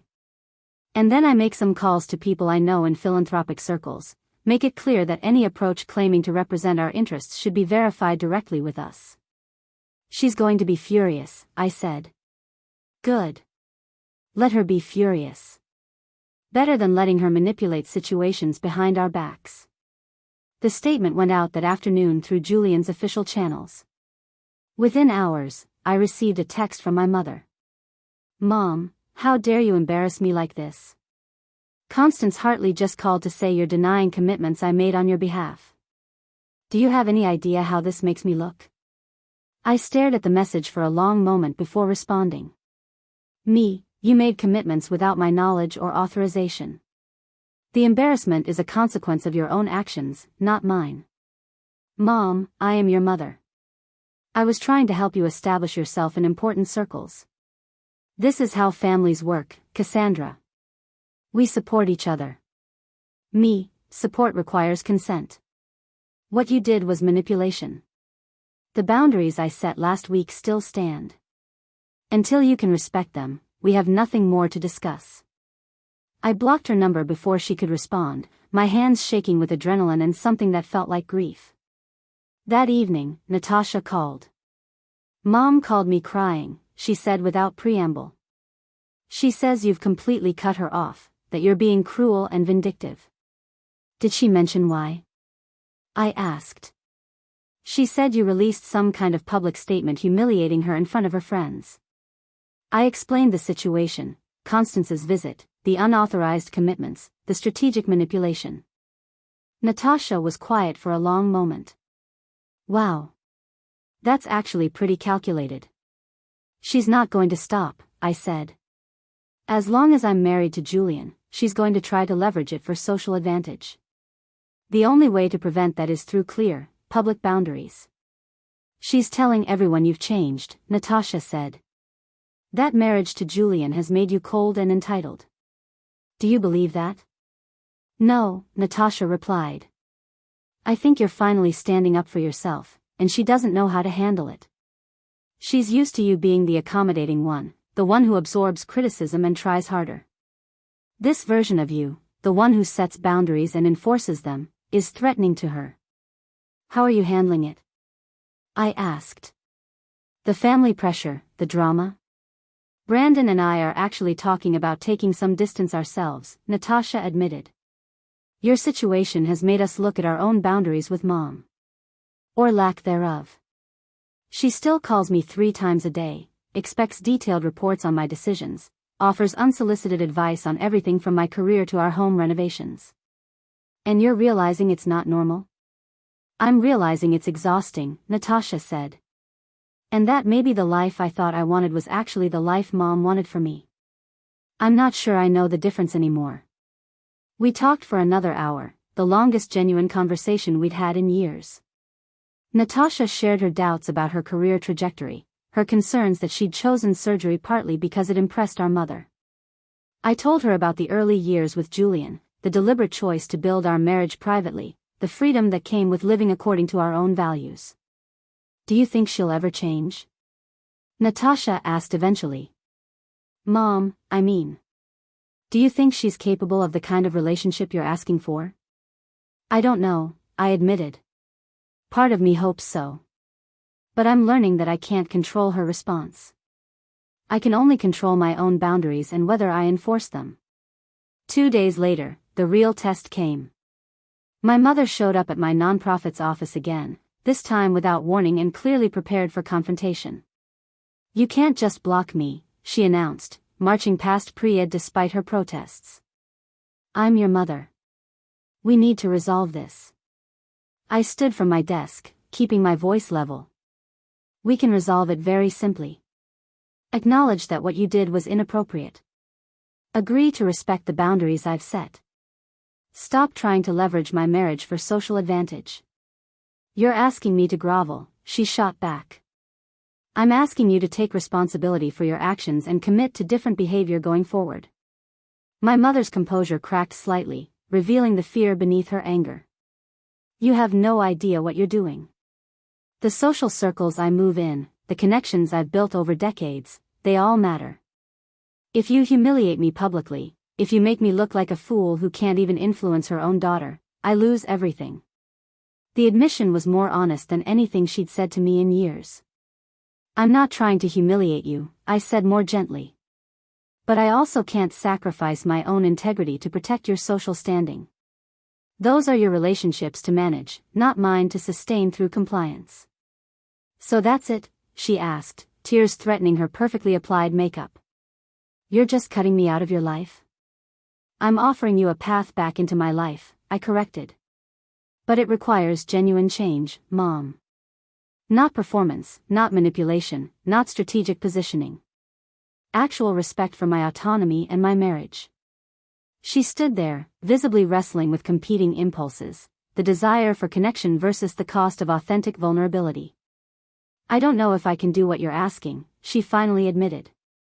Then we'll maintain distance until you can, I replied. I love you, Mom. But I love myself too. And I'm done choosing your comfort over my own well-being. She left without another word, and I returned to my desk feeling hollowed out but strangely certain. That evening, I told Julian everything. You gave her a fair choice, he said. More than fair, actually. What she does with it is up to her. Part of me wants to cave, I admitted. To apologize, to smooth things over, to make it easy for her. I know. That's the pattern you've been trained into. But Cass, look at what you've accomplished in just 2 weeks. You've set boundaries with your mother. You've built authentic connection with Natasha. You've prevented your marriage from being exploited for social gain. You've stood up for yourself repeatedly despite enormous pressure. That's not cold or entitled. That's brave. His words settled something in me, a recognition that transformation was never comfortable, that growth required enduring the space between what was familiar and what was healthy. The test wasn't over. My mother would likely make more attempts to force my hand, to create situations where I'd have to choose between my boundaries and family harmony. But I'd passed this round, and each time I enforced my limits, they became a little more real, a little more non-negotiable. Sometimes the greatest act of love is refusing to participate in unhealthy patterns, even when that refusal causes pain.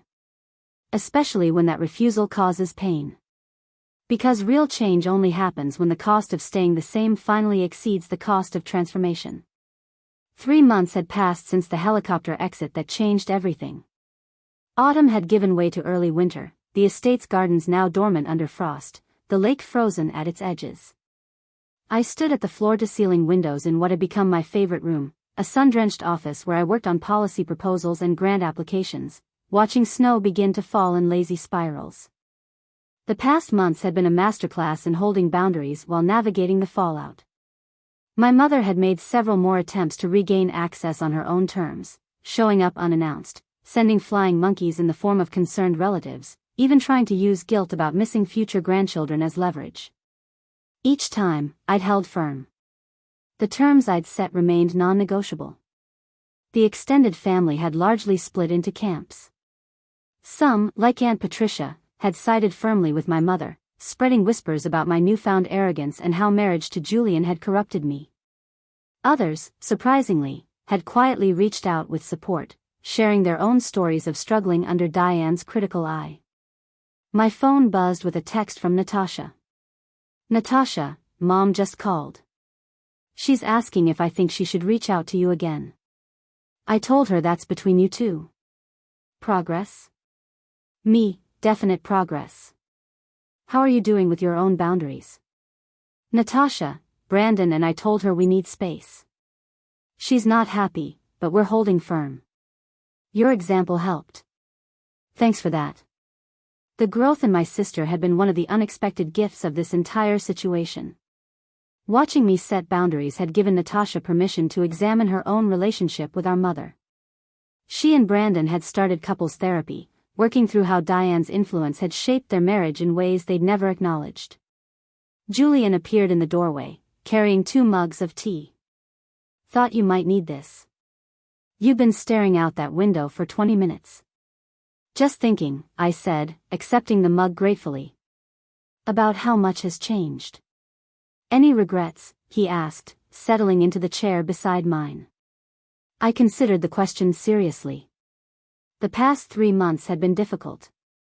Losing the illusion of family harmony, accepting that some relationships might never be what I wanted them to be, learning to live with the discomfort of being called selfish for prioritizing my own well-being. "No," I said finally. "No regrets. It's been hard, but I feel more myself than I have in years." My work at the nonprofit had actually flourished once I stopped trying to downplay it to avoid my mother's criticism. We'd secured 2 major grants for clean energy policy initiatives. I'd been invited to speak at an international conference in Copenhagen. Julian and I had established a joint foundation focused on sustainable technology and environmental education, carefully structured to reflect our actual values rather than anyone else's expectations. The doorbell rang, unexpected on a snowy December afternoon. Julian went to answer it while I remained by the window, half expecting another unannounced family member.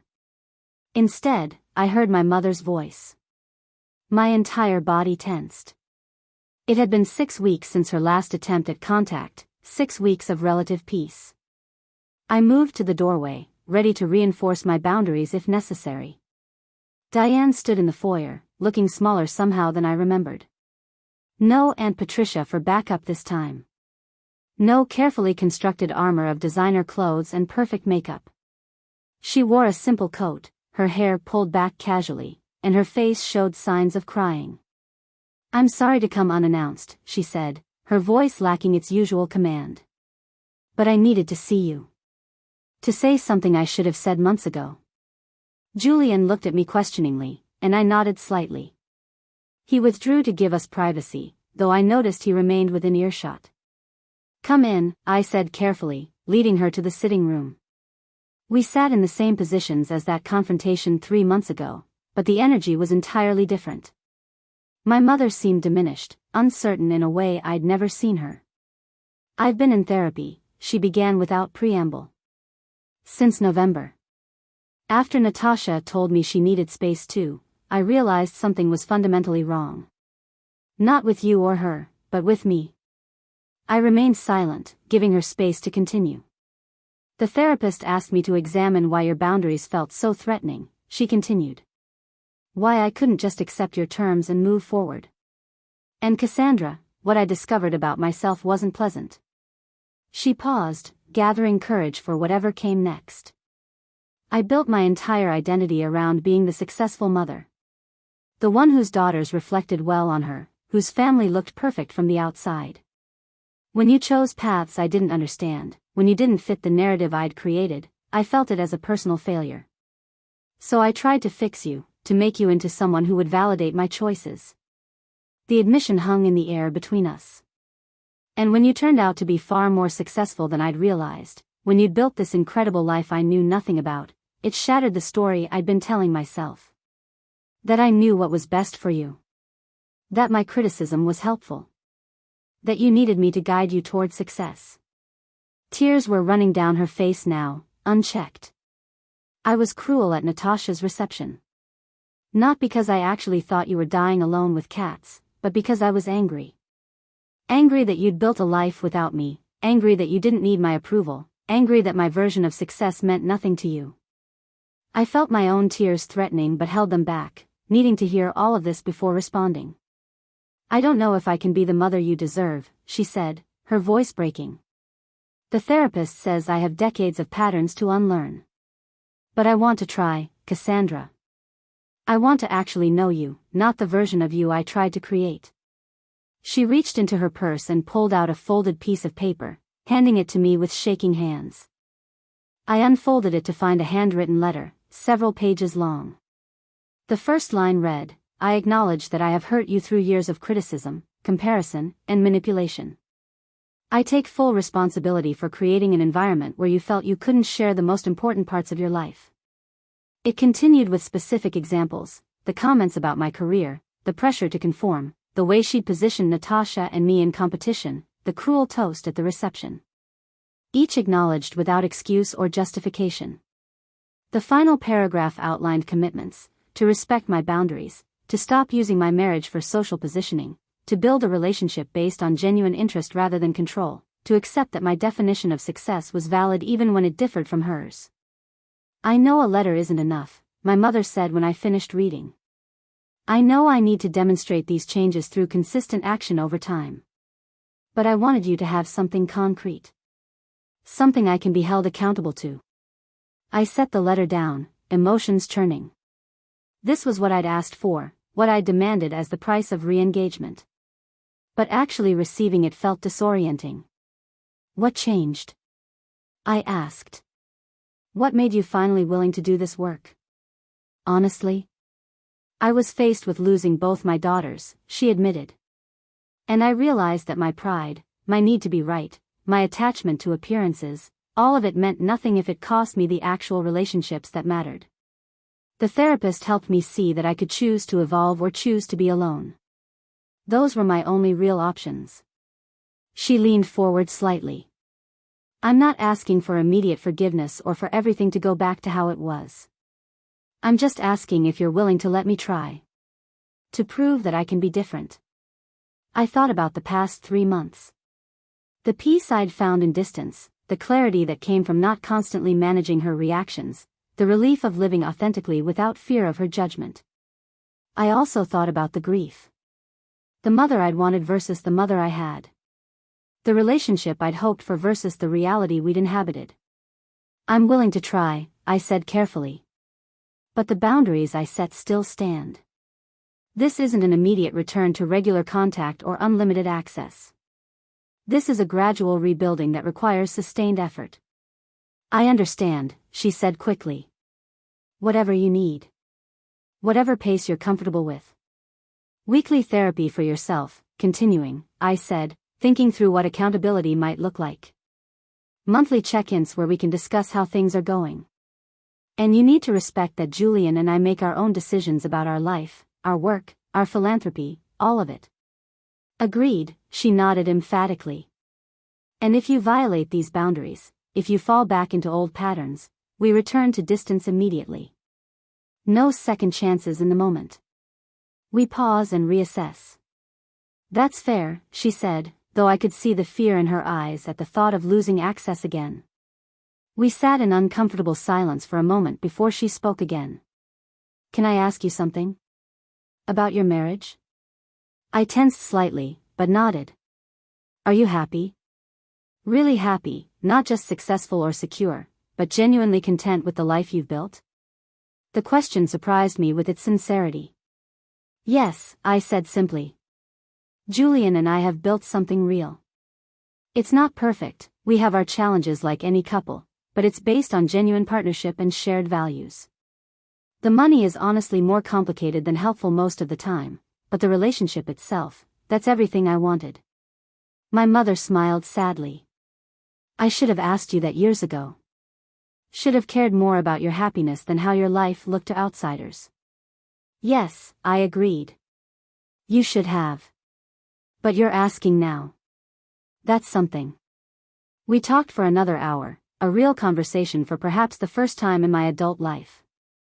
She asked about my work, genuinely listened to my explanations of policy frameworks and grant applications.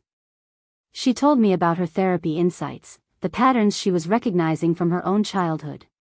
She even apologized specifically for the toast, acknowledging how deliberately cruel it had been. When she left, I felt exhausted but cautiously hopeful. This might be the beginning of something healthier, or it might be a temporary change that wouldn't last. Time would reveal which. Julian found me still sitting in the darkening room an hour later. How are you feeling? He asked. Uncertain, I admitted. Hopeful but guarded. She said all the right things, but I've learned that words are easy. Sustained change is what matters. Very wise, he agreed, pulling me close. You don't have to rush into trusting her. You can take your time, see if her actions match her words. That evening, Natasha called. Mom came to see you, she asked. She did. She's apparently been in therapy, working on herself. She apologized, set out terms for rebuilding. Do you believe her? I want to, I said honestly. But I'm proceeding carefully. She's got decades of patterns to change. That doesn't happen overnight. Brandon and I are taking the same approach, Natasha said. Slow re-engagement, clear boundaries, willingness to pull back if needed. When did we both get so healthy? I asked with a laugh. When you walked out of my reception in a helicopter, Natasha replied. That was the catalyst we all needed, even if we didn't know it at the time. As winter deepened and the holidays approached, I maintained careful boundaries while allowing limited contact with my mother. She attended therapy consistently, shared insights from her sessions when appropriate, and mostly respected the limits I'd set. There were small slips, moments when old patterns emerged, but she caught herself more often than not. For Christmas, Julian and I hosted a small gathering at the estate. Just Natasha and Brandon, my mother, and Lydia with her partner. No extended family, no performance, just the people who mattered most sharing a meal together. My mother brought a small gift, a framed photo of Natasha and me as children, before competition and comparison had poisoned our relationship. On the back, she'd written, "This is the relationship I should have protected and nurtured. I'm sorry I didn't. I'm working to do better." It wasn't everything. It didn't erase years of hurt or instantly heal damaged relationships. But it was real, and it was a beginning. As I looked around the table that evening, at my sister laughing with Julian about his terrible attempt at making stuffing, at my mother engaging genuinely with Lydia about her work, at Brandon quietly toasting our small gathering, I realized something fundamental had shifted. I'd spent years trying to earn acceptance by making myself smaller, more compliant, easier to manage. The helicopter exit, as dramatic and uncomfortable as it had been, had shattered that pattern completely. Now I was building something new. Relationships based on authenticity rather than performance. Boundaries that protected rather than isolated. Connections that honored who I actually was rather than who others wanted me to be. The path forward wouldn't be simple. My mother might relapse into old patterns. Extended family drama would likely continue. New challenges would emerge as Julian and I navigated our public and private lives. But I'd learned something essential: my worth wasn't determined by others' approval. My success wasn't measured by their standards.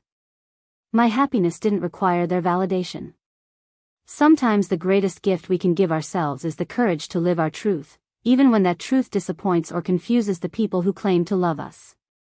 Sometimes growth requires burning down the structures that no longer serve us and building something new from the ashes. As snow continued to fall outside the windows of our beautiful home, I raised my glass to join Brandon's toast. To new beginnings, he said. To authentic connections, Natasha added. To family, my mother said quietly, earned through respect, not demanded through obligation. To choosing ourselves, I finished, meeting Julian's eyes across the table, without apology.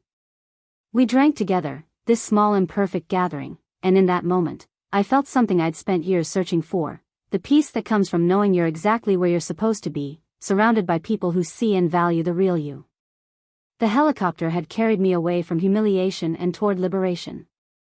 But the real journey had been internal, the slow, difficult work of claiming my own worth and refusing to sacrifice it for anyone's comfort. That journey was ongoing, would probably continue for the rest of my life. But at least now I was traveling it with my eyes open, my boundaries clear, and my heart protected by people who had earned the right to hold it. Sometimes the best endings are really beginnings in disguise. And sometimes the most dramatic exits lead to the most authentic arrivals. Up next, you've got 2 more standout stories right on your screen. If this one hit the mark, you won't want to pass these up. Just click and check them out.